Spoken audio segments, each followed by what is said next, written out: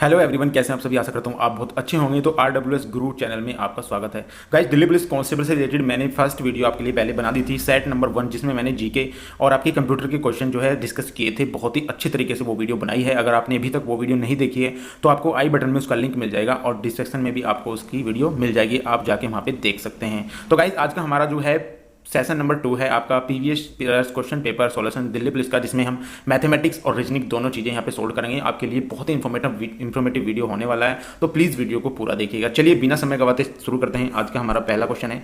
देखिए, आज का हमारा पहला क्वेश्चन है, निम्नलिखित 4 आकृतियों में से 3 में एक निश्चित जो है प्रकार की जो समानता है और इनमें से एक जो है अलग है। बहुत सारे बच्चे इन्हें पढ़ने में गलती कर देते हैं। बच्चों, आपको बिल्कुल भी गलती नहीं करनी है। यदि आपको अच्छा स्कोर प्राप्त करना है तो प्लीज़ ऐसी गलती बिल्कुल भी ना करें। बहुत सारे बच्चे गलती में यहाँ पे पढ़ लेते हैं कि कौन सी इसमें सही है या कौन सी इनमें मेल खाती है, तो थोड़ी सी इसमें प्रॉब्लम हो जाती है आपको। तो चलिए देखते हैं इसमें। देखिए, इनमें अगर आपको देखना है तो सिमिलरिटी एक चीज़ देखनी है आपको। यहाँ पे ये देखना है कि ये वाला जो आपका पोर्शन है, आपका ये वाला पोर्शन है जो इससे रिलेटेड ये कर रहा है, यानी ये दोनों एक साथ हैं।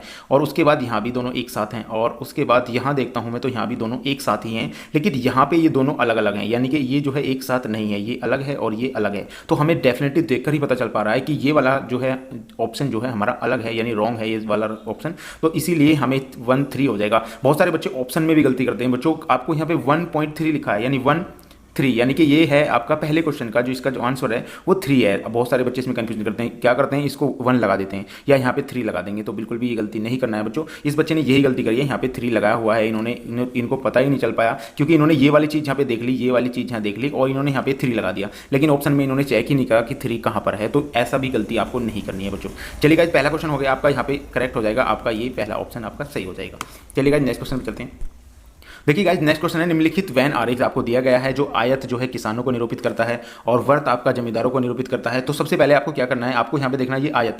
आयत कैसा होता है बच्चों? आयत होता है, ये आयत होता है जिसकी आमने सामने की भुजा बराबर होती है। ये वाली चीज़ भी आपको पता होनी चाहिए। तो आयत में हम यहाँ पे गेल लेंगे कि आयत हमें किसानों को निरूपित करता है, किसानों को निरूपित करता है। तो यहाँ पे आप के डिनोट कर सकते हैं, आपको जो समझ में आ जाए बस। यहाँ पे किसान हो गए। उसके बाद ये कहता है कि वर्त जो है जमींदारों को, वर्त जो होता है वो गोला होता है यानी सर्किल होता है, ये जमींदारों को करता है। यहाँ पे जमींदारों के लिए आप जी लिख सकते हैं, अपने अकॉर्डिंग लिख सकते हैं आप, जिसे आप समझ पाएं पेपर में, क्योंकि आप ज़्यादा समय ना लगा पाएं वहाँ। उसके बाद यहाँ पे कहता है आप निरूपित करता है, और त्रिभुज जो है मवेशी पालकों का निरूपित करता है। यहाँ पे जो है मवेशी पालक, यानी कि यहाँ एम आप लगा सकते हैं। अब इन्होंने क्या दिए गए जो अक्षर हैं जो विशिष्ट वर्ग में लोगों को समूह को निरूपित करते हैं, निम्नलिखित में से कौन सा विकल्प उन किसानों किस समूह को निरूपित करता है जिनके पास मवेशी हैं लेकिन भूमि नहीं है, नहीं है। तो मोस्ट इंपॉर्टेंट क्वेश्चन है ये। अब देखिए आप यहाँ पे, अब आपको पता चल गया यहाँ पे सारी चीज़, ये हमें पता मवेशी हैं, ये हमारे जमींदार हैं और ये हमारे किसान हैं। तो ऐसे किसानों के पास क्या होगी? भूमि होगी। तो डेफिनेटली इन्होंने थोड़ा सा एडवांस कर दिया, तो इसके पास क्या होगी? भूमि होगी। और हम इसको डेफिनेटली कर लेंगे कि मवेशी जिनके पास भूमि है। तो ऑप्शन नंबर यहाँ पे क्या आ रहा है? बीच में आ रहा है हमारा सी आ रहा है। तो डेफिनेटली हमारा सही आंसर हो जाएगा सी। तो ऑप्शन नंबर 4 यहाँ पे आपका करेक्ट हो जाएगा। मोस्ट इंपॉर्टेंट क्वेश्चन रहने वाले हैं एग्जाम के पॉइंट ऑफ व्यू से। इसी तरीके से आपको एग्जाम में क्वेश्चन करने हैं यदि आपको अच्छा स्कोर चाहिए। गाइस, बिल्कुल भी आपको वहाँ पे टेंशन नहीं लेनी है, अच्छी तरीके से क्वेश्चन वो करना है। चलिए गाइस, नेक्स्ट क्वेश्चन पे चलते हैं। देखिए, नेक्स्ट क्वेश्चन है, दी गई जो शीट को मोड़कर एक घन बनाया जाता है, इस तरह निर्मित घन में विकल्पों में कौन सा अक्षर युग्म विपरीत फलकों पर होगा? विपरीत फलकों पर होगा, ये आपको बताना है। देखिए, अगर मैं इसका घन बनाता हूं आपका, तो मैं डेफिनेटली आपको एक शॉर्ट ट्रिक बताने वाला हूं यहाँ पे। देखिए, आपको कुछ नहीं करना है, आपको करना है ये दोनों इसके विपरीत हैं, ये वाला और ये वाला, ये दोनों जब कोई भी फलक बाहर निकले हों तो ये तो डेफिनेटली इनके दोनों के ये दोनों ऑटोमेटिकली विपरीत आ जाएंगे, ठीक है। उसके बाद ए वाई का विपरीत हो जाएगा एम और ए का विपरीत हो जाएगा के। तो वाई का विपरीत क्या हो जाएगा बच्चों? एम हो जाएगा, एक छोड़कर होता है। और ए का विपरीत क्या हो जाएगा बच्चों? ये हो जाएगा के। अब आपको ऑप्शन में देख लेना है कि किसके विपरीत कौन सा है। वाई के विपरीत के, वाई के विपरीत के नहीं, ये एम है, लेकिन एक ही ऑप्शन आ रहा है आपका, ऑप्शन नंबर 3 आपका। के और ए दोनों विपरीत में बैठे हुए हैं, तो ऑप्शन नंबर सी आपका बिल्कुल सही हो जाएगा। इस तरीके से आपको क्वेश्चन निकालने हैं ताकि कोई भी क्वेश्चन आपका छूट ना पाए और आपका सही स्कोर आ जाए। मैं यही चाहता हूँ और मैं गाइस गारंटी देता हूँ आपके लिए कि आप रीजनिंग में और मैथ में टॉप मोस्ट स्कोर बना के आओगे यदि आप मेरी वीडियो पूरी देख लेते हैं। चलिए गाइस, नेक्स्ट क्वेश्चन चलते हैं। देखिए, दिए गए पैटर्न का ध्यानपूर्वक जो है अध्ययन करके और उस संख्या का चयन करें जो इसमें प्रश्नवाचक चिन्ह पे आता है। ऐसे क्वेश्चन बहुत बार आते हैं और बहुत सारे बच्चे क्या होता है, जब एग्जाम आप सिर पे होता है ना और एग्जाम हॉल में आप बैठते हैं तो देखकर आपको ऐसा लगता है कि ये सवाल होगा नहीं, ठीक है। लेकिन हम आपको एक ऐसी ट्रिक बताने वाला हूँ इसमें। देखिए, सबसे पहले आपने देखना है ये वाली चीज़, यदि ये संख्या आपकी बड़ी आ जाए, अगर बड़ी आ जाए तो समझ लीजिए कहीं ना कहीं गुना हुई है। तो अब अगर मैं इसमें देखता हूँ 12, मैं 12 की और 5 की यहाँ पे गुना कर देता हूँ। मैं आपको यहाँ पूरी तरीके से आपको बताऊँगा 12 12 पंजे कितना होता है बच्चों 60 होता है, और मैं पहली वाली संख्या इसमें जो ऐड कर देता हूँ तो मुझे 65 प्राप्त हो जाता है। उसी बीच हम 2 से 14 सत्ते कितने होते हैं बच्चों 14 सत्ते 98 होते हैं, तो 7 गुना 14 करेंगे तो हमें पता चल गया है 98 होता है, और इसमें 7 जोड़ेंगे 8 7 15 हो जाएगा, 105 हमें यहाँ पे मिल गया है। उसके बाद यहाँ पे अगर 13 नंबर करते हैं हम, अगर यहाँ पे 9 इंटू 13 करते हैं तो कितना हो जाएगा 9 3 27 होता है, और 9 2 11 117 हो जाएगा, प्लस अगर मैं इसमें 9 जोड़ता हूँ 9 7 16 तो हमारा सही आंसर हो जाएगा और बराबर 126। आपका करेक्ट आंसर आ गया, ऑप्शन नंबर सी आपका यहाँ पे करेक्ट हो जाएगा, C3 हो जाएगा। ठीक है, तो आपका यहाँ पे बिल्कुल मोस्ट इंपॉर्टेंट, बहुत तरीके से आपको सवाल निकालने हैं और मैं गारंटी देता हूँ आप बहुत तरीके से, बहुत ही अच्छी तरीके से सवाल वहाँ पे निकाल पाएंगे। चलिएगा नेक्स्ट क्वेश्चन चलते हैं। देखिए नेक्स्ट क्वेश्चन है, उस विकल्प आकृति का चयन कीजिए जिसका तीसरी आकृति से वही संबंध है जो दूसरी आकृति का पहली आकृति से। मोस्ट इंपॉर्टेंट क्वेश्चन है, जो दूसरी आकृति का पहली आकृति से। ठीक है, यहाँ पे ये चीज़ आपको देखनी है, जो दूसरी आकृति का पहली आकृति से, इस दूसरी आकृति का पहली आकृति से जो संबंध है उसी तरह तीसरी आकृति का वही संबंध किससे है। तो मोस्ट इंपॉर्टेंट क्वेश्चन है। अब यहाँ पे आप देख लेते हैं, यहाँ पे हमें पहली और दूसरी आकृति का ये दिख रहा है कि यहाँ पे अगर मैं इसको करता हूँ, यहाँ पे ये नीचे है और डेफिनेटली यहाँ पे ये क्या ऊपर चला जाता है। ठीक है, अब जब ये यहाँ पे नीचे है, ठीक है, तो ये कहाँ जाएगा ऊपर जाएगा, तो डेफिनेटली ये ऊपर हो जाएगा, ये ऊपर है तो ये नीचे आ जाएगा, तो इनका अपोजिट हो रहा है दोनों का, इसी में भी यहाँ पे अपोजिट हो रहा है, इसको उल्टा कर दिया गया है और इसको भी उल्टा कर दिया गया है। जब आप किसी चीज़ को उल्टा करेंगे तो किस तरीके से दिखाई देगी, तो डेफिनेटली ऑप्शन नंबर 1 आपका क्लियर हो जाएगा। यहाँ पे आपको सोचने की ही जरूरत नहीं पड़ेगी, मोस्ट इंपोर्टेंट क्वेश्चन है एग्जाम के पॉइंट ऑफ व्यू से। चलिएगा नेक्स्ट क्वेश्चन चलते हैं। देखिए नेक्स्ट क्वेश्चन है आपका, उस विकल्प का चयन कीजिए जिसमें दी गई आकृति x अंतर्गत यानी कि निर्धारित की गई है और घनों की अनुमति नहीं है, उसमें जो है घूमने की अनुमति बिल्कुल भी नहीं है, और आपको ये बताना है कि इसमें किस तरीके से ये जो है निहित है, विकल्प जो है जिसमें दी गई आकृति अंतर्निहित। कई बार क्या होता है बहुत सारे बच्चे इसे गलत पढ़ लेते हैं, तो बिल्कुल थोड़ा आपको ध्यान है, यहाँ पे अंतर्निहित है यानी कि इससे कौन सी आकृति बनाई जा सकती है।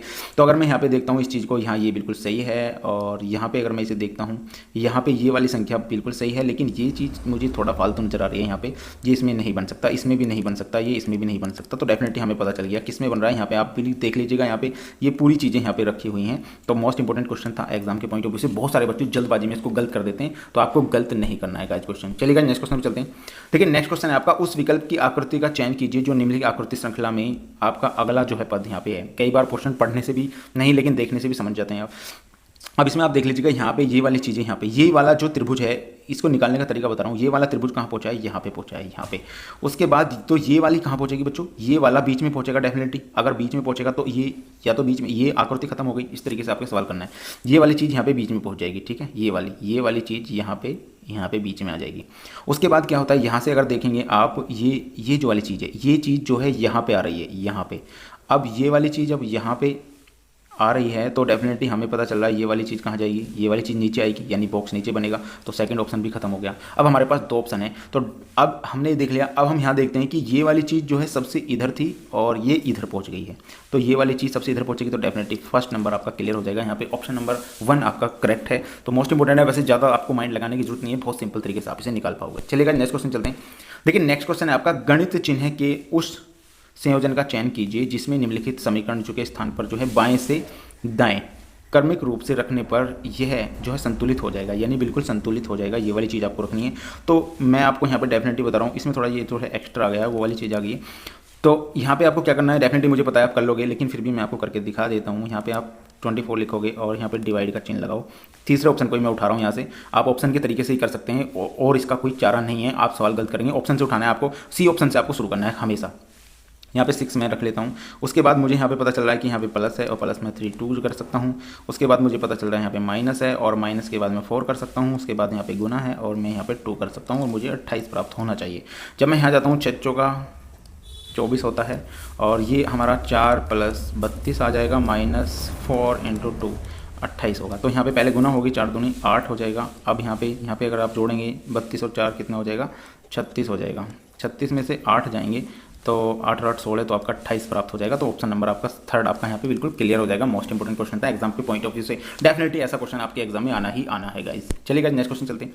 देखिए नेक्स्ट क्वेश्चन है, उस विकल्प का चयन कीजिए जिसके आकृति युग्म के माध्यम वही संबंध है जो कि दिए गए आकृति युग्म के मध्य।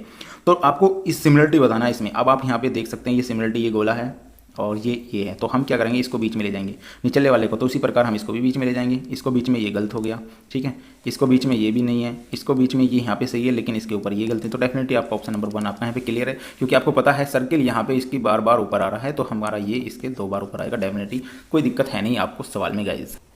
चलिए गाइज नेक्स्ट क्वेश्चन पे चलते हैं। देखिए नेक्स्ट क्वेश्चन है हमारा, देखिए एक पासे की 3 भिन्न भिन्न आकृतियां यानी स्थितियां दर्शाई गई हैं, जिसके 6 फलक होते हैं। आपको पता होगा पासे में 6 फलक होते हैं। संख्या में कोई एक संख्या अंकित है, यानी कि इसमें 2 दर्शाने वाली फलक के विपरीत कौन सा है, यानी 2 के विपरीत कौन सा है। आपको इतना नहीं पढ़ना है, खाली आपको ये वाली लाइन यहाँ से देखनी है कि क्या पूछ रहा है वो हमको। तो डेफिनेटली आपको सीधी सी बात है, 3 पासे दिए गए हैं, 2 पासे होते तो आप कर सकते थे। एक मानक पासा होता है, मानक पासे में आपको पता होगा कि सभी दोनों फलकों का योग 7 होता है। तो यहाँ पे अब मैं देखता हूँ, यहाँ मुझे इन 2 पासों में मुझे ऐसा लगता है कि क्या चीज़ कॉमन है, हमें कॉमन देखनी है। अब इसमें तो मुझे कोई चीज़ कॉमन नहीं नजर आ रही है, लेकिन मुझे इसमें कोई चीज़ कॉमन आ रही है, आपको इसमें मुझे कोई चीज़ कॉमन आ रही है इन दोनों में। तो मैं देखता हूँ, तो मैं यहाँ पे लिखता हूँ 3। उसके बाद आपको क्लॉकवाइज चलना है या एंटी क्लॉकवाइज, तो मैं यहाँ से क्लॉकवाइज चलता हूँ, ठीक है। तो क्लॉकवाइज चलूँगा, यहाँ पे 3 के बाद 6 आएगा, 6 के बाद 1 मैं यहाँ रख देता हूँ। यहाँ पे 3 है तो यहाँ भी मुझे क्लॉकवाइज ही चलना है, तो मैं 3 के नीचे यहाँ 3 रख दूंगा, उसके बाद यहाँ पे 4 रखूँगा, उसके बाद यहाँ 5 रखूँगा। अब मुझे पता चल गया 5 के विपरीत 1 है, 6 के विपरीत 4 है, या 4 के विपरीत 6 है। इसमें ऐसी कौन सी संख्या बच गई है जो एक दूसरे के विपरीत है। तो सही आंसर आपका हो जाएगा 2 के विपरीत, यानी 2 हमें इसमें दिख रहा है, तो 2 के विपरीत क्या हो सकता है, तो 3 ही हो सकता है जो संख्या बच रही है। तो ऑप्शन नंबर आपका 2 यहाँ पे क्लियर हो जाएगा कि आपका 3 जो है बिल्कुल सही आंसर हो जाएगा। सेकंड नंबर इसका बिल्कुल क्लियर आंसर हो जाएगा। बहुत ही सिंपल है गाइस, बिल्कुल भी डरने की जरूरत नहीं है, आप एक्सीलेंट मारेंगे, गारंटी देता हूं मैं आपको। चलिएगा नेक्स्ट चलते हैं। देखिए नेक्स्ट क्वेश्चन पे चलते हैं। उस विकल्प आकृति का चयन कीजिए जो दी गई अंतर्निहित है। इसके भी अंतर्निहित है, यानी घुमाने की इसको कोई आवश्यकता नहीं है।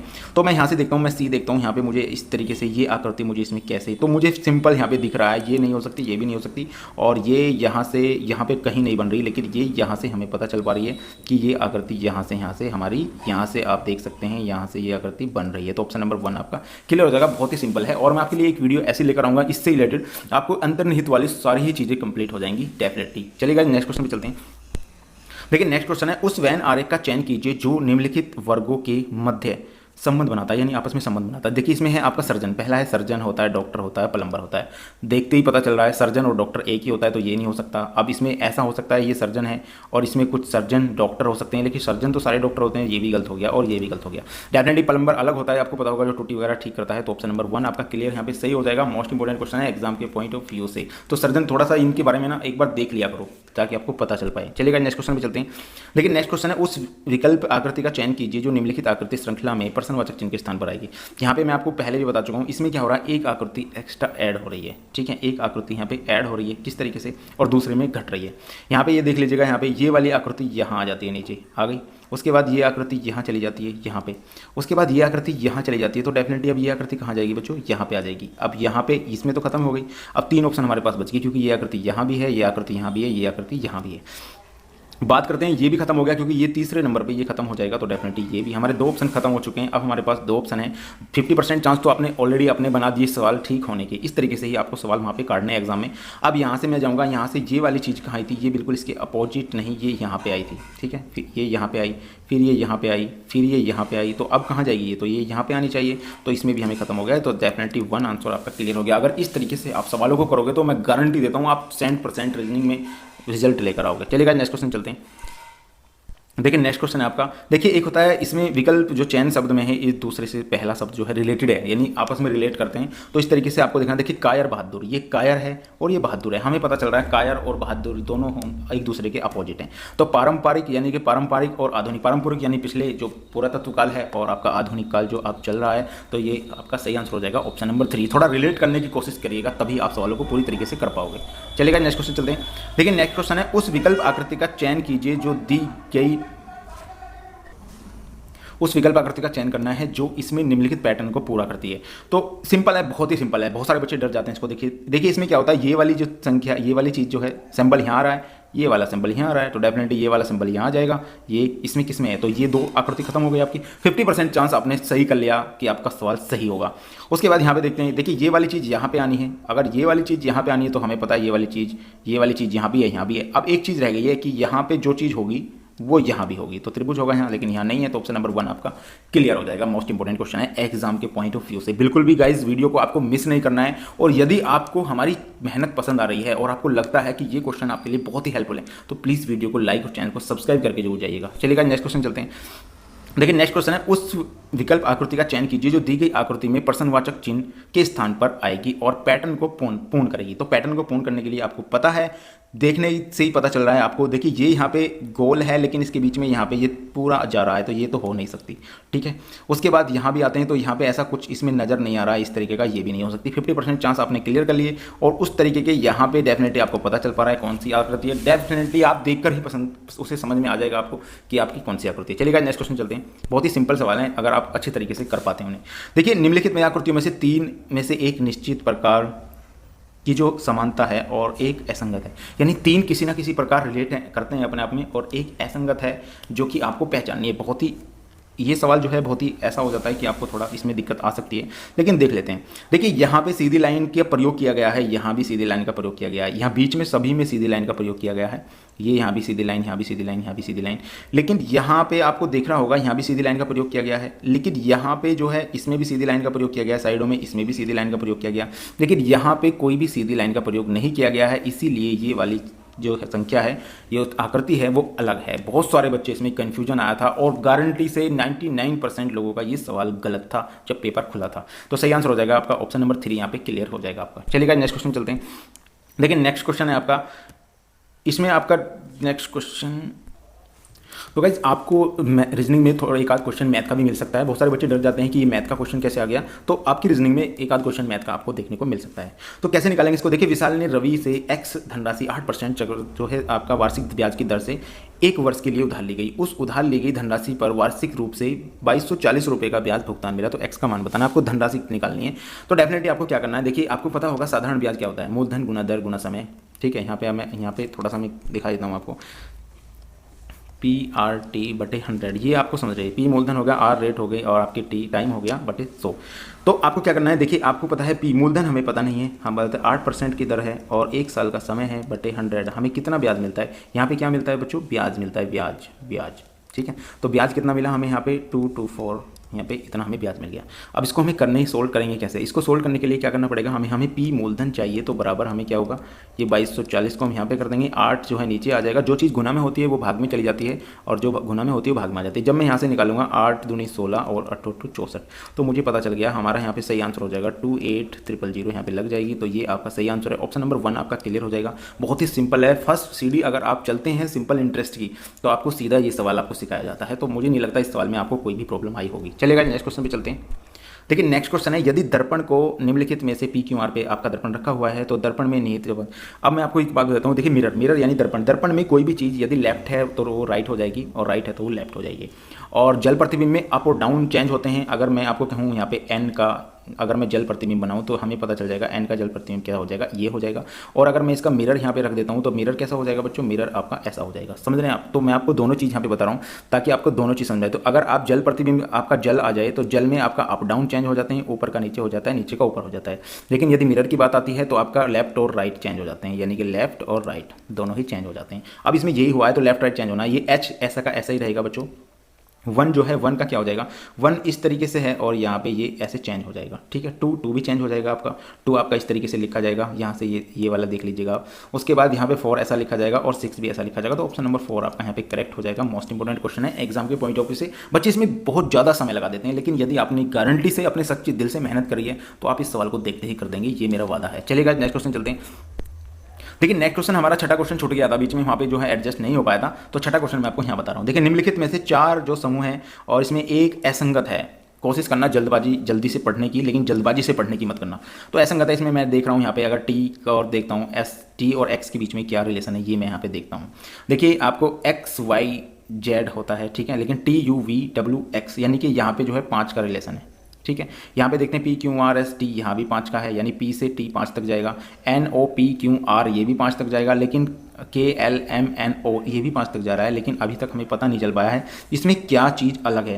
लेकिन आपको एक चीज़ इसमें देखने को मिल जाएगी, वोवेल और कॉन्सोनेंट। आप समझ रहे हैं वोवेल कॉन्सोनेंट क्या होते हैं? इसमें आपको वोवेल कहीं नहीं मिलेगा, इसमें आपको वोवेल कहीं नहीं मिलेगा, इसमें आपको वोवेल कहीं नहीं मिलेगा, लेकिन इसमें आपको वोवेल 2 मिल जाएंगे, 2 वोवेल इसमें आपको देखने को मिल रहे हैं। तो यही आपका आंसर हो जाएगा ऑप्शन नंबर 4। एकदम से आपके माइंड में क्लिक कर जाना चाहिए कि अगर हमारा पहला नियम नहीं चल पा रहा है तो दूसरा नियम भी हम अपने माइंड में जरूर रखें, ताकि हमें कोई दिक्कत ना आए, ताकि हमें इसमें कोई प्रॉब्लम ना आए। चलिएगा नेक्स्ट क्वेश्चन चलते हैं।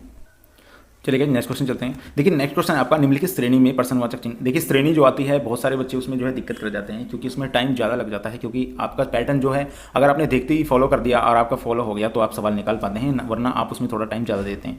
मैंने आपको पहले भी बताया है, यदि आपको ऐसा लग रहा है कि छोटी संख्या से कोई बड़ी संख्या आ रही है तो आपको क्लियर ही समझ लेना है कि उसमें गुना हो रही है। तो मैं अगर यहाँ देखता हूँ मुझे 19 से लग रहा है, 19 दूनी 38 के मुझे करीब लग रहा है, तो मैं यहाँ पे यही करूँगा, मैं 19 दूनी 38 करूँगा। और मुझे पता है 38 में मैं कितने जोड़ूँ, यहाँ पे जो मुझे 8 5 13 यानी कि 43 आ जाए, मुझे पता चल गया 5 ऐड हुआ है। दूसरे में मैं देखता हूँ यदि फॉलो करता है ये वाला नियम, अगर इसके नियर अबाउट पहुँच जाते हैं 2 3 6 और 2 चौक 8, मुझे पता चल गया, और मैं यहाँ पे 4 ऐड करता हूँ, मुझे 90 मिल गया। तो मुझे पता चल रहा है यहाँ से कि ये सवाल इस तरीके से हो सकता है। तो मैं अब यहाँ पे क्या करता हूँ 90 प्लस इंटू गुना 2 करता हूँ, 180 मुझे यहाँ पे पता चल गया, और 3 यहाँ जोड़ देंगे 183 हो जाएगा। और यदि मैं 183 को इंटू 2 करता हूँ तो मुझे पता चल रहा है, मुझे कितना पता चल रहा है यहाँ पे 366 मुझे यहाँ मिलेगा, प्लस मैं 2 कर दूंगा यहाँ पे तो मुझे 368 मिल जाएगा। उसके बाद मुझे पता है 368 को यदि मैं इंटू 2 करूँगा और यहाँ पे मुझे मिलेगा 736, और प्लस 1 में करूँगा तो मुझे 737 यहाँ पे मिल जाएगा, जो कि मेरा ऑप्शन नंबर बी यहाँ पे बिल्कुल सही हो जाएगा। सेकंड नंबर आपका बिल्कुल सही हो जाएगा। कभी भी अगर श्रृंखला में ऐसी संख्या आए कुछ बड़ी हो तो प्लीज़ गुना जरूर करिएगा, उसके बाद ही अपना नया फॉलो किएगा ट्रिक। लेकिन आप गैप से लगा सकते हैं, ये सवाल गैप से भी हो जाएगा। अगर आप गैप चाहते हैं तो 99% आप गैप से कर सकते हैं ऐसे सवाल। तो चलिएगा नेक्स्ट क्वेश्चन पर चलते हैं। देखिए इस क्वेश्चन में ऐसे क्वेश्चन भी आ जाते हैं, अनुपात समानुपात वाले क्वेश्चन होते हैं, इन्हें मैथ की ट्रिक से भी किया जा सकता है, लेकिन अगर रीजनिंग में आ जाए तो प्लीज़ मैथ की ट्रिक से आपको नहीं करने हैं ये सवाल, ठीक है। चलिए गाइस देख लेते हैं इसको। देखिए ये कह रहा है 12 और 49, मुझे पता है 12 का आपके वर्ग और क्यूब, आपके वर्ग घन आपको याद होने चाहिए। मैं यहाँ पे देखता हूँ अगर मैं 12 का वर्ग करता हूँ 144 होता है, यदि मैं इसमें 5 ऐड कर देता हूँ तो 149 मुझे मिल जाता है। उसी प्रकार अगर मैं यहाँ पे देखता हूँ 21 का वर्ग कितना होता है 441 होता है, और अगर मैं इसमें 5 यहाँ पे ऐड कर देता हूँ तो मुझे पता चल गया 446 मिल गया। तो डेफिनेटली आपका ये सवाल ऑप्शन नंबर 3 आपका बिल्कुल सही हो जाएगा। गाइज वर्ग आपको 30 तक याद होने ही चाहिए। अगर आपको इस तरीके से जैसे मैं कर रहा हूँ देखते ही सवाल को, इस तरीके से यदि आपको एक्सपर्ट होना है तो 30 तक वर्ग आपको याद करने ही करने हैं। 12 तक आपको क्यूब घन याद करने हैं, जैसे 12 की क्यूब 1728 होती है, उसी प्रकार आपको इस तरीके से करते रहना है, और आप गारंटी देता हूँ मैं रीजनिंग में टॉप मास्टर हो जाओगे। चलिएगा नेक्स्ट क्वेश्चन भी चलते हैं। देखिए नेक्स्ट क्वेश्चन है हमारा इस तरीके से, देखिए निम्न श्रेणी प्रश्नवाचक चिन्ह जो है स्थान पर दिए गए में से कौन सी संख्या आएगी। अब आपको यहाँ पे देखना है 45 101, तो मुझे यहाँ पे ऐसा लग रहा है कि इसमें गैप से ये श्रृंखला जो है आपकी हो जाएगी। देखिए मैंने बताया आपको 99% गैप से आपके सवाल हो जाएंगे। देख लेते हैं इसको। देखिए यहाँ पे हम इस तरीके से लिख लेते हैं 45 72 101। आपको लिखना नहीं है, आपको डेफिनेटली वहाँ मैं तो समझाने के लिए आपको ये चीज़ लिख रहा हूँ, लेकिन अगर आप लिख लेंगे तो आपको 100 हो जाएंगे सवाल पे। अगर मैं यहाँ पे कितने जोड़ूँ, मैं यहाँ पे 27 जोड़ता हूँ, 7 5 12 और 4 2 6 1 7, आप 27 जोड़ता हूँ तो 72 मिल जाएगा मुझे। और मैं यहाँ पे अगर इसमें जोड़ता हूँ कितने, यहाँ पे मैं 29 जोड़ता हूँ, 9 2 11 7 9 10 हो जाएगा। उसके बाद मैं यहाँ पे कितना जोड़ूँ, यहाँ पे 32 जोड़ता हूँ, 2 और 1 3 3, और आपका बिल्कुल सही हो जाएगा। यहाँ पे मैं जोड़ता हूँ तो मुझे कितना पता चलेगा 6 3 9 और 3 और 3 6 यानी 36 जोड़ता हूँ। अब मुझे पता चल रहा है यहाँ पे 27 में कितने जुड़े, यहाँ पे 2 जुड़े, यहाँ पे मैं देखता हूँ तो यहाँ पे 9 और 3 12 3 जुड़े, यहाँ पे 4 जुड़े, तो यहाँ पे 5 जुड़ने हैं। 5 जुड़ेंगे तो 4 5 11 41 हो जाएगा। जब आप 169 में 41 ऐड कर देंगे, आपका 169 में 41 आप ऐड करेंगे तो 9 10 6 4 10 और 11, तो 210 आपका सही आंसर आ जाएगा। ऑप्शन नंबर सेकंड आपका यहाँ पे सही हो जाएगा। इस तरीके के सवाल मैं मानता हूँ कि आप बहुत जल्दी कर पाएंगे, और बिल्कुल अच्छे तरीके से अपनी तैयारी करनी है आपको। चलिएगा नेक्स्ट क्वेश्चन चलते हैं। देखिए नेक्स्ट क्वेश्चन है, एक कागज को निम्नलिखित चित्रों के अनुसार जो है दर्शाया गया है, यानी इसको काटा गया है, और जो ये खुलेगा किस तरीके से आपको खोलना है ये वो आपका देखना है एग्जाम्पल को। तो ये कागज था हमारा, इसको इस तरीके से ऐसे पहले ऐसे फोल्ड किया गया, फिर उसके बाद इसको ऐसे फोल्ड किया गया, और यहाँ पे ये इस तरीके से बिंदु काटे गए हैं। तो आप समझ सकते हैं ये बिंदु यहाँ है तो डेफिनेटली यहाँ भी इसी कोने पे ये बिंदु आएंगे, फिर उसी प्रकार यहाँ भी इसी कोने पे आएंगे, फिर यहाँ भी इसी कोने पे आएंगे। जिस कोने पे आप जाओगे सब पे ये बिंदु आपको मिलने ही मिलने वाले हैं। बस आपको शर्त ये देखनी है कि आपका जो पेपर कटा हुआ है, ये बिंदु यहाँ पे जो है, ये समझ रहे हैं आप, यहाँ जो ये है जो आपका वर्ग, ये है वर्ग, ये वर्ग यहाँ आएगा। अब बहुत सारे बच्चे इसमें भी गलती कर देते हैं कि वर्ग कहाँ आएगा, तो ये तो आपका खत्म हो गया, इसमें तो आपको देखना ही नहीं है। ये 3 चीज़ें हैं आपकी, ठीक है यहाँ पे, लेकिन आपको पता है ये भी खत्म हो गया क्योंकि यहाँ पे ये वाला आ रहा है तो ये भी नहीं है।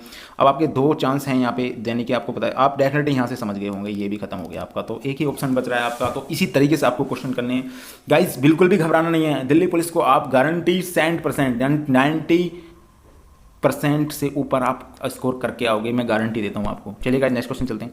नेक्स्ट क्वेश्चन है आपका, एक कूट भाषा में इसको इतना लिखा जाता है और इसको कितना लिखा जाएगा। सिंपल सवाल है, कोई दिक्कत नहीं है, आपकी बिल्कुल अल्फाबेट में आपको याद होना चाहिए।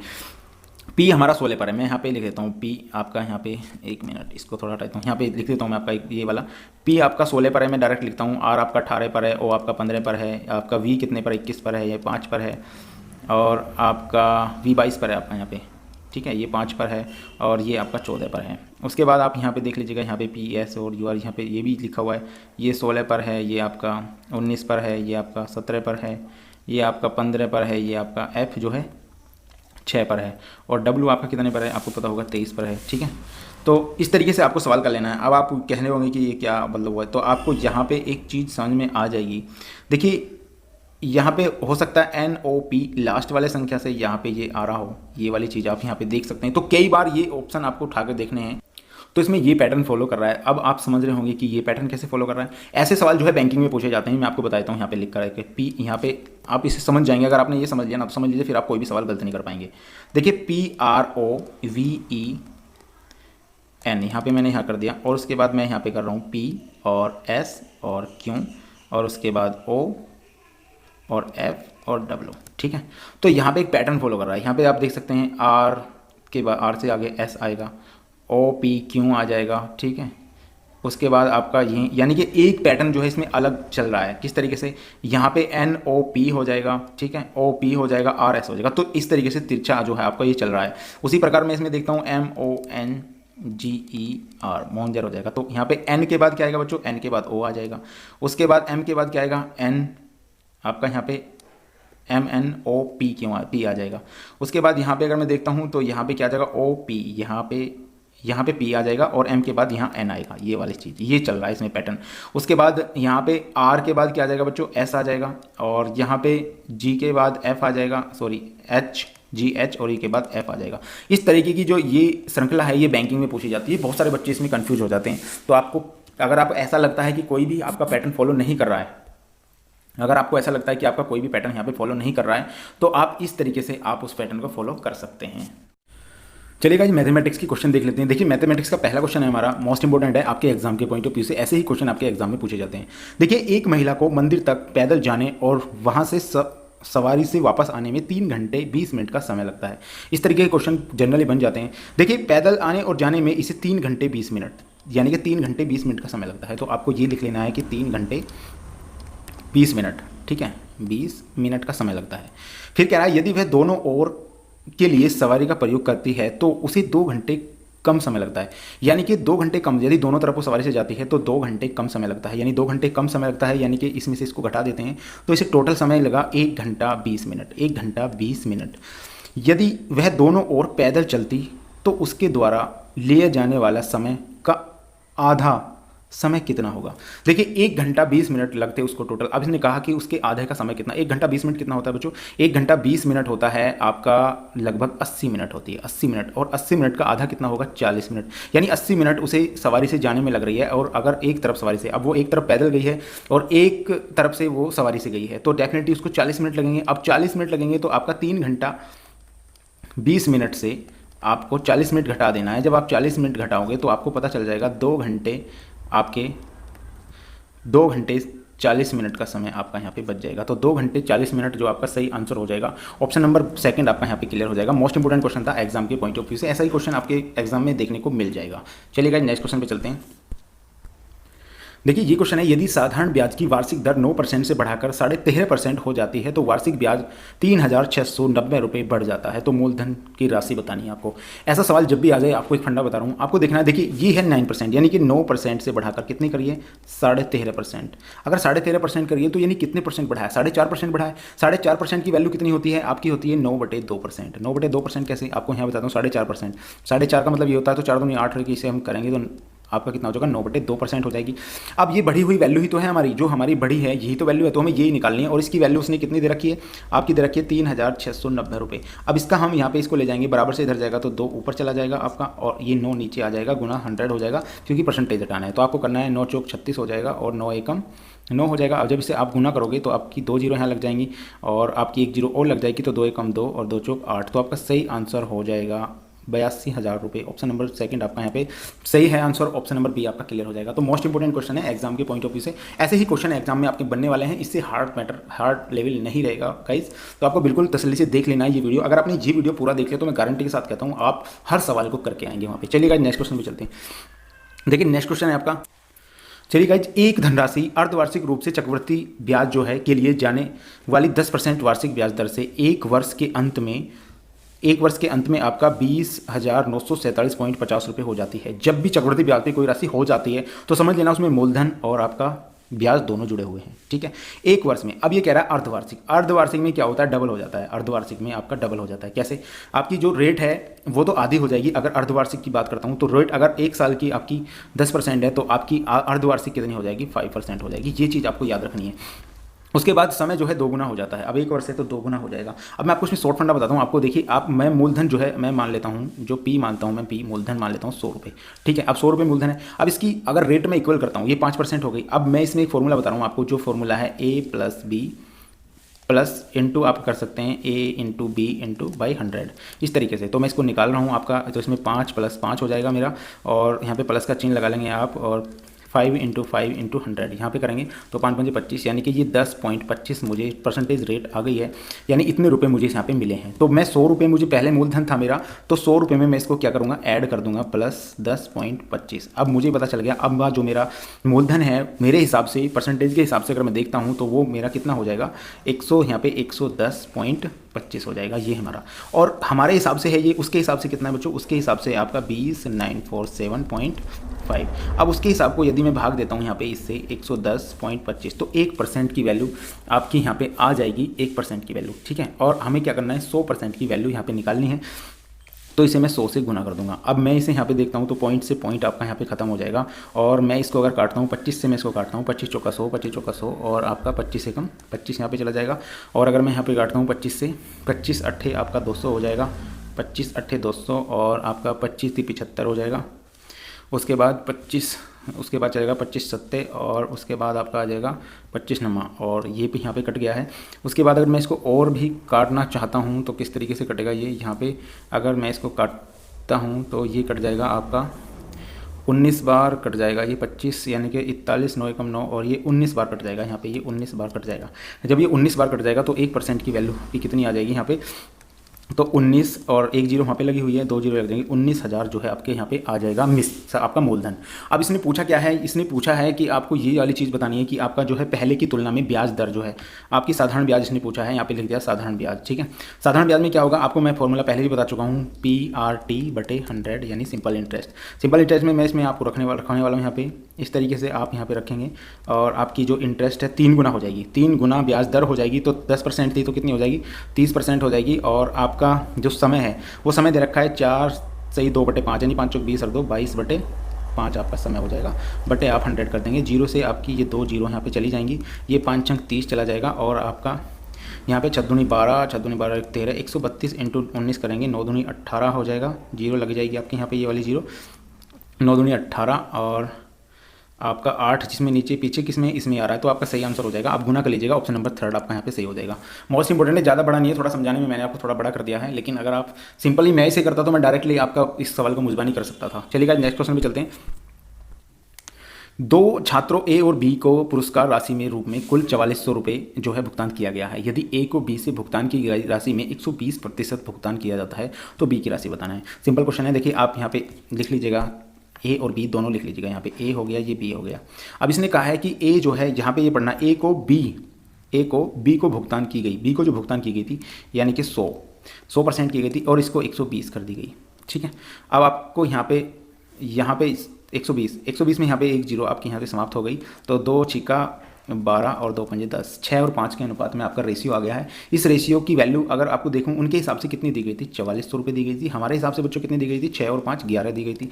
उसके हिसाब को अपने हिसाब से भाग देंगे तो 400 रुपये आपकी 1% की वैल्यू आ जाएगी। किसका पूछा है बच्चों, बी का पूछा है, तो बी में आप यहाँ पे गुना कर दोगे, तो 4 और 400 में गुना कर दोगे, यहाँ पे आप 400 और गुना 5 कर दोगे तो आपका 4 पंजे 20, ऑप्शन नंबर डी आपका सही आ जाएगा। मोस्ट इंपोर्टेंट क्वेश्चन है एग्जाम के पॉइंट ऑफ व्यू से। चलिएगा नेक्स्ट क्वेश्चन पे चलते हैं। एक व्यक्ति अपनी मासिक आय का 22% घर के किराए में और 40% घरेलू खर्चों और राशन पर, और शेष आय का 50% बच्चों की शिक्षा और अन्य मदों पर खर्च कर देता है। यदि उसकी मासिक आय या मासिक बचत आपकी 3,800 रुपये है तो शिक्षा और अन्य मदों पर किया जाने वाला खर्च जो है आपको रुपये में बताना है। मोस्ट इंपॉर्टेंट क्वेश्चन है, बहुत ही ईजी है। देखिए, आप एक व्यक्ति अपनी मासिक आय का 22%, अपनी मासिक आय का कितना 22% खर्च कर देता है, कितना कर देता है 22%। जब 22% इस पर खर्च करता है, प्लस और कितना करता है 40% घरेलू मदों पर कर देता है, तो 40% घरेलू मदों पर कर देता है, तो कितना हो जाता है बच्चों, ये हो जाता है 62%। 62% वो अब तक खर्च कर चुका। हमारी हर जो चीज़ हम खर्च करते हैं 100% में से खर्च करते हैं, लेकिन इसने 62% ऑलरेडी खर्च कर दिया है, तो आपका कितना बचा, 38% इसमें जो है यहाँ पे बच गया है। कहना चाह रहा है अब ये जो शेष बचा है उसका 50%। अब शेष का 50% का मतलब है एक पूरा 100% ये 38 है, और 50% यदि आप इसका काटना चाहते हैं 50%, तो आप काट सकते हैं इस तरीके से 50%, तो 19। वैसे आप डायरेक्टली काट सकते हैं, तो 19% इसका बचा हुआ है। 19% अगर इसका बचा हुआ है तो ये कह रहा है कि यदि उसकी मासिक बचत कितनी है उसकी बच्चों, 3800 है, और हमारे हिसाब से उसकी बचत है 19%। लेकिन उसने पूछा है तो शिक्षा और अन्य मदों पर किया जाने वाला खर्च, शिक्षा और अन्य मदों पर जो बचा हुआ खर्च है वो 19% ही तो है, तो 19 से 19 खत्म हो जाएगा, आपका सही आंसर हो जाएगा 3800 रुपये। ऑप्शन नंबर आपका सेकंड यहाँ पे क्लियर हो जाएगा। छोटा सा क्वेश्चन था, मोस्ट इंपॉर्टेंट था, छोड़ना नहीं है बच्चों, ऐसे क्वेश्चनों को आप अपने माइंड में रख लीजिएगा। चलिएगा नेक्स्ट क्वेश्चन चलते हैं। चलिएगा नेक्स्ट क्वेश्चन है, देखिए 0.529 इंटू 2.01 का गुणनफल क्या होगा। डेफिनेटली आपको गुणनफल, और ये गुणनफल 1 से कितना अधिक होगा, यानी मैं कह रहा हूँ, ये कहना चाह रहे हैं, इनका मतलब जो है ये है, अगर मैं 1 लिखूँ यहाँ पे 1 माइनस 0.529 इंटू और 2.01, अगर मैं देखूँ कितना दिखाएगा। अगर मैं यहाँ पे देखूँ 0.01 हटा दूँ मैं इसमें से, अगर डायरेक्टली मैं यहाँ पे 2 की गुना करता हूँ, उसके बाद पॉइंट आप डायरेक्ट जोड़ सकते हैं इस तरीके से, तो मैं यहाँ 2 की गुना करता हूँ, तो 2 9 18 हो जाएगा, 2 दूनी 4 5 हो जाएगा, 2 5 10 हो जाएगा। ठीक है, यहाँ पे 10 हो जाएगा, यानी पॉइंट तो आपका डेफिनेटली यहाँ पे आने वाला है, यहाँ पे आ जाएगा आपका पॉइंट। अब ये आ गया है, तो 0.1 की अगर मैं गुना करता हूँ इसमें, तो आपका कितना आ जाएगा, 0.1 की अगर मैं यहाँ पे गुना करता हूँ तो आपका इसमें जो है 9,529, यानी कि 5 लगा देता हूँ मैं यहाँ पे, 5 लगा दूँगा तो 529 यहाँ पे आ जाएगा।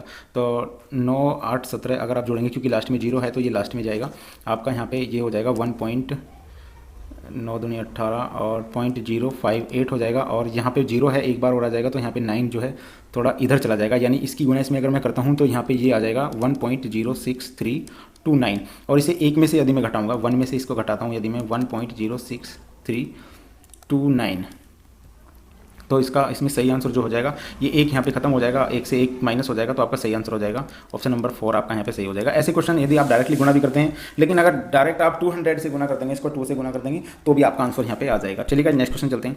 देखिए नेक्स्ट क्वेश्चन है, ए किसी काम को 40 दिनों में और बी उसी काम को 50 दिनों में कर सकता है। इन्होंने एक साथ मिलकर 5 दिनों तक काम किया, लेकिन फिर बाद में बी ने काम छोड़ दिया। शेष काम को ए अकेला कितने दिनों में पूरा कर लेगा। मोस्ट इंपोर्टेंट क्वेश्चन है एग्जाम के पॉइंट ऑफ व्यू से। अगर मैं देखता हूँ ए और बी, ए जो है 40 दिन में करता है किसी काम को, और बी जो है 50 दिन में करता है। मैं इनका अगर दोनों का आपका एलसीएम निकालता चाहता हूँ, एलसीएम निकालता हूँ, तो कितना हो जाएगा बच्चों, यहाँ पे अगर मैं करता हूँ तो 200 में यहाँ पे कर लेता हूँ। ठीक है, 4 पंजे 20, अभी यहाँ पे आ जाएगा 4 पंजे 20, 40 पंजे 200 होता है, 50 पंजे 200 होता है। अब ये दोनों काम है। अब इन्होंने क्या 5 दिनों, उन्होंने एक साथ मिलकर 5 दिनों तक काम किया, 5 दिनों तक काम किया, तो 5 और 5 4 9 दिन काम हो चुका है, और 9 5 दिनों तक करते हैं तो 45 काम इन्होंने कर दिया होगा। इसमें से यदि मैं 45 काम हटा देता हूँ तो बचा हुआ काम कितना रह जाएगा मेरे पास बचा हुआ काम रह जाएगा 155 जो काम है वो किसने किया है, वो ए ने किया है। ए एक दिन में 5 कार्य करता है, तो कितना हो जाएगा 5 या 15, 5 एकम 5, तो सही आंसर हो जाएगा आपका 31 जो है सही आंसर हो जाएगा। ऑप्शन नंबर डी आपका यहाँ पे करेक्ट है। बहुत ही शॉर्टली क्वेश्चन है, मोस्ट इंपोर्टेंट है एग्जाम के पॉइंट ऑफ व्यू से। चलिएगा नेक्स्ट क्वेश्चन चलते हैं। देखिए नेक्स्ट क्वेश्चन है, वह छोटी से छोटी कौन सी संख्या है जिसे 3432 में जोड़ने पर प्राप्त योगफल 10, 5, 4 और 2 से पूर्णतः विभाजित हो जाता है। मोस्ट इंपोर्टेंट क्वेश्चन है, इसमें जोड़ने से जो है विभाजित हो जाता है। आपको बता देता हूँ मैं यहाँ पे, देखिए ऐसे क्वेश्चन को करने के लिए आपको थोड़ा सा सोचना पड़ेगा। देखिए इसमें जो बताया इन्होंने, जो कि आपकी ये कुछ संख्या है, आपकी जो संख्या है ये वाली, ये है 3, 4 और 3, 2। अब इसमें कहा है 10 और 5 और 4 और 2 से कटने वाली, तो मैं यहाँ पे देख सकता हूँ इनका जो मुझे एलसीएम लेना है, एलसीएम मुझे पता चल गया 20 इनका एलसीएम आ गया। एलसीएम 20 लेता हूँ, तो ये संख्या मुझे 20 से डिवाइड करनी है। तो अगर ये संख्या 20 से डिवाइड हो जाएगी तो 10, 5, 4, 2 से भी डिवाइड हो जाएगी। अगर विभाजित करने का नियम मैं आपको बता दूँ, इसमें मुझे क्या जोड़ना, अगर मैं इसमें 10 जोड़ता हूँ तो मुझे नहीं लगता 20 से विभाजित हो जाएगी, 5 जोड़ता हूँ तो नहीं होगी, 6 जोड़ता हूँ तो भी नहीं होगी। अगर मैं इसमें 8 जोड़ता हूँ तो मुझे पता चल जाएगा ये 34 और 40 हो जाएगा 8 जुड़ते ही, और ये 20 से डिवाइड हो जाएगी, तो डेफिनेटली मुझे पता है ये सारी संख्याओं से डिवाइड हो जाएगी। तो ऑप्शन नंबर ए आपका यहाँ पे सही हो जाएगा, फर्स्ट हो जाएगा आपका आंसर इस क्वेश्चन का। तो इस तरीके से आपको सवाल वहाँ पे करने हैं एग्जाम में बहुत सारे बच्चे घबरा जाते हैं, घबराना नहीं है, सवाल को देखकर उसे करना है। चलिए गाइस नेक्स्ट क्वेश्चन हमारा, एक गाय 25 मीटर लंबी भुजा वाले एक वर्गाकार आप समझ रहे हैं, वर्गाकार आपको मैं बता दूंगा, सारी चीज़ें यहाँ पे मैं आपको क्लियर कर दूंगा। ये हमारा एक वर्गाकार है और यहाँ पे जो है गाय बंधी हुई है। तो गाय का जो चरने का वो है, वो ये एरिया है, इस एरिया को वो चरने वाली है, ठीक है। यहाँ पे गाय बंधी हुई है। अब इसमें कह रहा है कि इस रस्सी में जो है, रस्सी की लंबाई जो है 14 मीटर है और दोनों के उस भाग का क्षेत्रफल बताना है आपको। मैं आपको पूरा खोल के बताता हूँ इसको। देखिए पाई का मान होता है 22/7, 22/7 आप करेंगे। त्रिज्या आपकी जो इसने कहा 14 सेंटीमीटर है, तो ये वाली त्रिज्या आपकी 14 मीटर है, तो 14 है। तो किसी भी उसका क्षेत्रफल निकालने के लिए यदि आप वर्ग का क्षेत्रफल निकालते हैं तो पाई आर स्क्वायर आपका जो है क्षेत्रफल हो जाएगा। तो यहाँ पे 14 में करता हूँ। अब यहाँ पे आपको ये है, ये 90 है, ये कितना है 90 डिग्री है, तो ये 90 डिग्री आप 360 यहाँ पे कर सकते हैं। तो 0 से 0 9 चौक 36 हो जाएगा। और उसके बाद आप 7 दूनी 14 कर देंगे, यहाँ पे 2 दूनी 4 और 2 से 7 बार काटेंगे और 22 सत्ते कितना होता है 154 होता है मीटर स्क्वायर आपका जो है यहाँ पे आंसर आ जाएगा। या तो आप इस तरीके से डायरेक्टली काट सकते हैं। एक सेकंड ट्रिक और बताने जा रहा हूँ आपको, जब भी आपका वर्ग का क्वेश्चन आए तो आपको जो है आर आपको 14 मान लेनी है अपनी पास से, त्रिज्या आपको 14 मान ली है और क्षेत्रफल जो है आपको 154 सेंटीमीटर मान लेना है। और आपकी जो है व्यास जो है, व्यास आपको क्या मान लेना है 14 मान लेना है, ठीक है। ये मान लेना है त्रिज्या 7। तो अगर इस तरीके से आपको ये 14 दे रखी है तो ये 14 मान रखी है, तो आपको मानने की जरूरत नहीं, डायरेक्टली आपका 154 आंसर आ जाएगा। लेकिन आपको इसी तरीके से फॉलो करना है। अभी फिलहाल ये वाली ट्रिक मैं आपको बाद में बता दूंगा पूरी तरीके से, लेकिन अभी फिलहाल इसी ट्रिक से आपको फॉलो करना है। चलिए करते हैं। देखिए ये हमारा जो क्वेश्चन है मोस्ट इंपॉर्टेंट है और आपके एग्जाम में ऐसे ही क्वेश्चन बनते हैं। देखिए इसमें जो है 24.5 सेंटीमीटर गुना आपकी 16.5 सेंटीमीटर और 12 सेंटीमीटर की भुजाओं वाले लोहे के एक घना को जो है पिघलाकर एक ठोस गोलाकार बनाया गया है। जब भी आपको एक चीज़ याद रखनी है, जब भी किसी का पिघलाकर कोई चीज़ बनाई जाए तो उसके आयतन के बराबर वो चीज़ बन जाती है। तो गोले की त्रिज्या सेंटीमीटर में कितनी होगी ये पूछा है आपको। देखिए इसमें मैं अगर मैं मान सकता हूँ, आपको सबसे पहले तो घनाभ के आयतन के बारे में पता होना चाहिए। लंबाई चौड़ाई गुना ऊंचाई, ठीक है। एल लंबाई चौड़ाई और गुना ऊंचाई आपको पता होना चाहिए।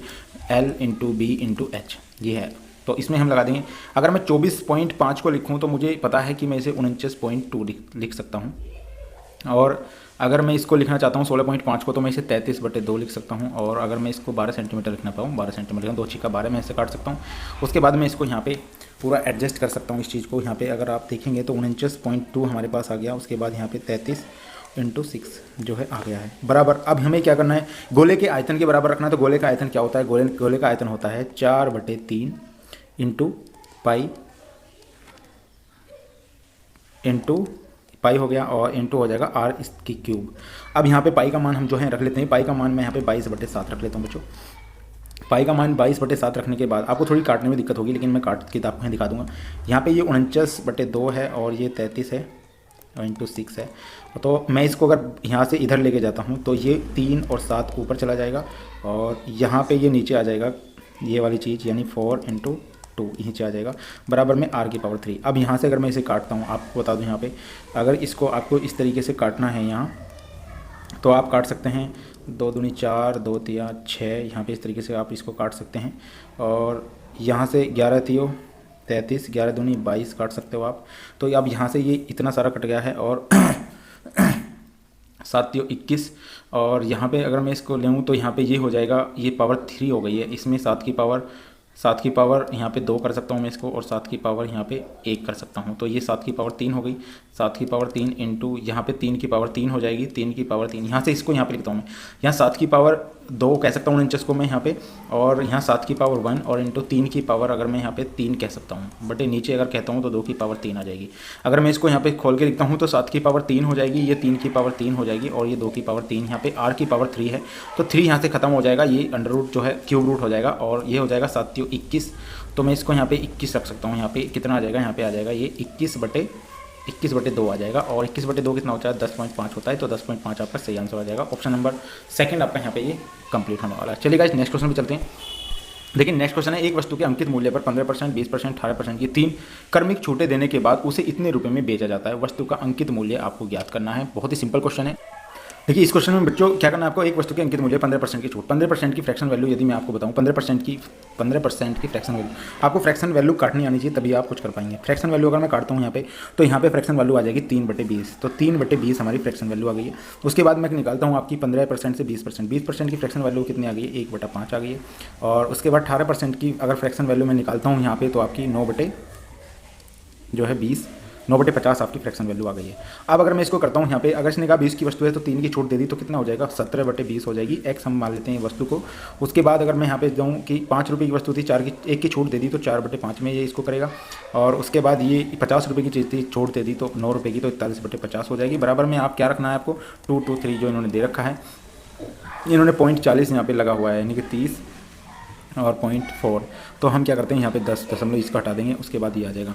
अब हम इसको काट लेते हैं। इसको किस तरीके से काटना है आपको मैं यहाँ सॉल्व करके दिखा रहा हूँ। तो इसको यहाँ पे काट लेते हैं। इसको काटने के बताऊँ मैं, 0 से यहाँ से 0 कट जाएगी। और उसके बाद अगर मैं बताऊँ 4 पंजे 20 यहाँ पे आप काट सकते हैं। उसके बाद 17 से इसको काट सकते हैं आप, 17 से ये जाएगा, 17 एकम 17 हो जाएगा, और 17 × 51, 17 एकम 17, 17 दूनी 34 हो जाएगा। और उसके बाद 41 से काटेंगे इसको हम, तो 41 से ये 41, 3 3 4 12, यानी कि 3 बार चला गया।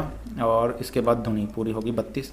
अब ये 32 हो गया तो x की वैल्यू यहाँ पे कितनी आ गई आपकी, आ जाएगी यहाँ पे 5 5 5, ये 5 × 5 × 5, और ये आ जाएगा 32। तो ये आपकी वैल्यू आ जाएगी और इसका सही आंसर आ जाएगा आपका लगभग 4000 जो है आपका आंसर हो जाएगा। मोस्ट इंपोर्टेंट क्वेश्चन था एग्जाम के पॉइंट ऑफ व्यू से। चलिए गाइस, इस क्वेश्चन को देख लेते हैं। मोस्ट इंपोर्टेंट क्वेश्चन है। जब भी आपके पास ऐसा सवाल आ जाए या आपके एग्जाम में कहीं भी ऐसा सवाल आ जाए और आपको लगता है कि ये सवाल थोड़ा डिफिकल्ट है, तो आपको देखना है ये दो और ये जो सारी चीज़ संख्या हैं, आपको फर्स्ट और थर्ड वाली देखनी है। ये वाली संख्या और ये वाली संख्या इसके बराबर कर दीजिएगा।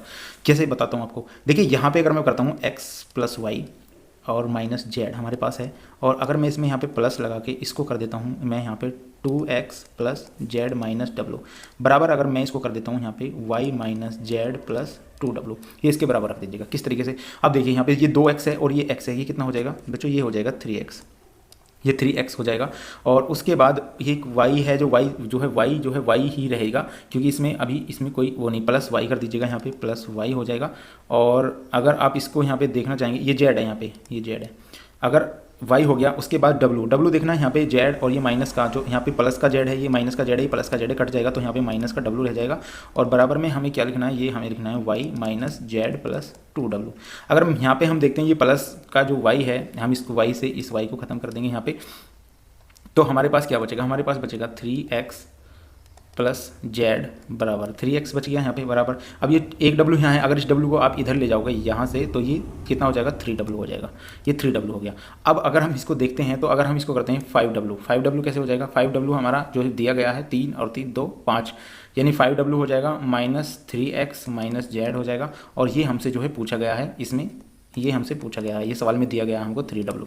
अगर हम इसको डायरेक्टली यहाँ पे कर देते हैं 5w माइनस अगर 3x + z और यहाँ पे 3w हो जाएगा। अगर इस w को हम देखेंगे तो 5 में से जो 3x जाएंगे यहाँ पे, तो कितना आ जाएगा, हमारा आ जाएगा 2w आ जाएगा यहाँ पे। और अगर इसको देखेंगे तो हमारा यहाँ पे कितना आ जाएगा 3, तो 3z और यहाँ से z हो जाएगा, यानी कि 3 आ जाएगा, यानी कि ये आ जाएगा 3w, दोनों आ जाएंगे। तो हमारा जो सही आंसर हो जाएगा वो 2:3 हो जाएगा। मोस्ट इंपॉर्टेंट है आपके एग्जाम के पॉइंट ऑफ व्यू से। यदि आपकी यह समझ में नहीं आ रहा है तो मैं दोबारा इसमें वीडियो लेकर आऊँगा ऐसे सवालों पर, तो आप थोड़ा पेशेंस रखिएगा, आपके सारे सवाल पूरे हो जाएंगे। चलिएगा नेक्स्ट क्वेश्चन चलते हैं।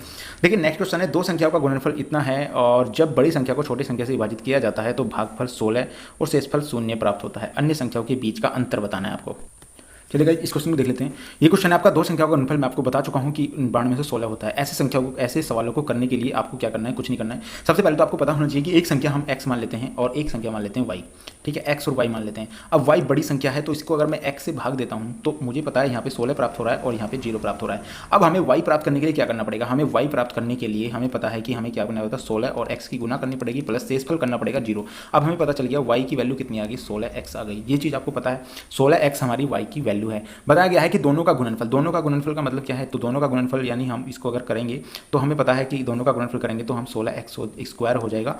और ये कितना है बच्चों, 9216। अगर मैं 16 से इसको भाग देता हूँ तो 576 बार चला जाएगा x²। तो ये कितने का रूट हो गया बच्चों, ये हो गया 24 का रूट। अब ये 24 का रूट है, पूछा गया है कि दोनों संख्याओं के बीच का अंतर कितना है। अब एक संख्या x है और एक 16x है, तो इसमें से घटाएंगे तो इसको कितना ही 15x। अगर इसमें 15 की मैं गुना कर देता हूं तो आपका सही आंसर जो है आ जाएगा ऑप्शन नंबर 20 सेकंड सही हो जाएगा, 360 बिल्कुल सही आंसर है। और गारंटी से आप ऐसे सवालों को बहुत अच्छी तरीके से कर पाएंगे। तो गाइज, अगर आपको वीडियो पसंद आई हो तो प्लीज़ वीडियो को लाइक और चैनल को सब्सक्राइब जरूर कर लीजिएगा, क्योंकि आने वाली शिफ्ट जो है हमारी आपके लिए दिल्ली पुलिस का दूसरा पेपर लेके आने वाले हैं हम। और आप हमारे टेलीग्राम चैनल पर भी जुड़ सकते हैं, वहाँ जाकर आपको डायरेक्टली PDF भी मिल जाएगी और आप हमारे टेलीग्राम चैनल पे भी जुड़ सकते हैं और आप हमारे जो है इंस्टाग्राम चैनल पे भी जुड़ सकते हैं। आपको डिस्क्रिप्शन में लिंक मिल जाएगा दोनों का ही। तो थैंक यू फॉर